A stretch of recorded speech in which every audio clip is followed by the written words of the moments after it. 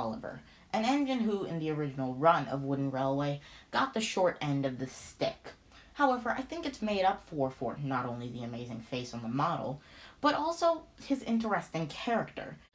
Looking at the Oliver Wooden Railway model, from the 90s at least, we can see that from a front view, it looks pretty good. I mean, it looks like Oliver, the face is pretty good, at least compared to the model series.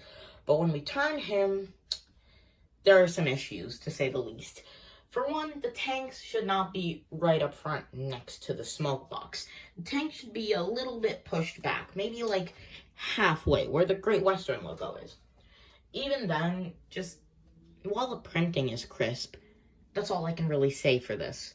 The only good things about it is that they got the funnel right, they got the face right, and they got the cab section right. Like, this doesn't look like Oliver. The only way it could look like Oliver is if they were to push the tanks back, and if they wanted to, optionally, add a little bit of maybe plastic right around where the dome is, so that it could have that little bump up like Oliver does in the show. Surprisingly enough, they were supposed to do that. This is Oliver's character card, showing the prototype of his 90s Wooden Railway model.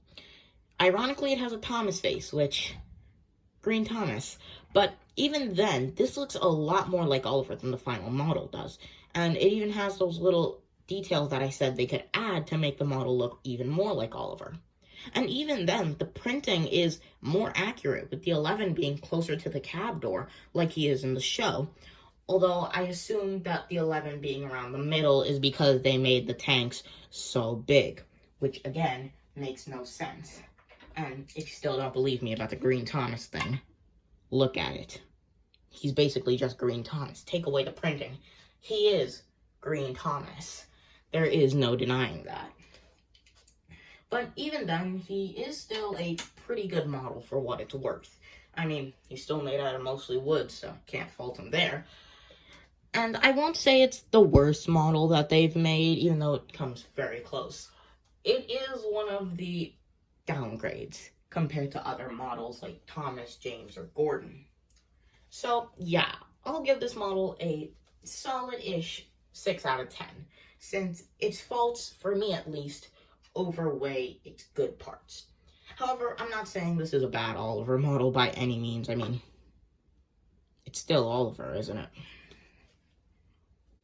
Now, before we go, I do want to look at his character card one more time, which I showed earlier. One thing I want to make part of this review is looking at the character card description, and since I own this one, why not? So, Oliver works happily on Duck's branch line, sporting a new coat of paint of which he is very proud. Luckily, Oliver and his brake van Toad were saved from scrap by Douglas, and they are very grateful. Collect character cards for all your favorite Thomas Wooden Railway System friends. So, advertise the brand, give a little bit about the character. Pretty standard, especially since I don't think that many kids would know who Oliver is.